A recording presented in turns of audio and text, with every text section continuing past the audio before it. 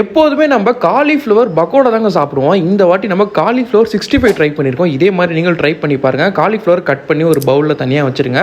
அதுக்கப்புறம் ஒரு பெரிய சட்டியில் என்ன பண்ணுங்கள், தண்ணியை ஊற்றி கொதிக்க வச்சு அதில் இந்த காலிஃப்ளவர் கொட்டி நல்லா அவிச்சு ஆவி பறக்க அப்படியே எடுத்து வச்சுருங்க. இதுக்கு தேவையான மசாலா பார்த்திங்கன்னா பஜ்ஜி மாவு, சில்லி சிக்கன் மசாலா, அப்புறம் 65 கபாப் மசாலா, அரிசி மாவு, கடலை மாவு இதெல்லாம் நீங்கள் போட்டு மிக்ஸ் பண்ணிவிட்டு உப்பு தூள் உங்களுக்கு தேவையான அளவுக்கு போட்டுங்க. அதே மாதிரி கலர் பவுடரும் ரெட் கலரில் போட்டுங்க உங்களுக்கு தேவையான அளவுக்கு. அதில் அப்புறமா அந்த காலிஃப்ளவரை போட்டு ஒரு சட்டில் பொரிக்க சட்டில் எண்ணெயை ஊற்றி நம்ம பரட்டி வச்சுருக்கோம் மசாலா, அதில் இந்த காலிஃப்ளவர் நினச்சி அப்படியே தொட்டு இந்த பொரிக்க சட்டில் போட்டு அப்புறமா அந்த கருவேப்பிலையெல்லாம் மேலே தூவி விட்டு வறுத்து எடுத்திங்கன்னா சூப்பராக இருக்குங்க. ஒரு காலிஃப்ளவர் 65 உங்களுக்கு பக்காவாக ரெடி ஆகிடும்.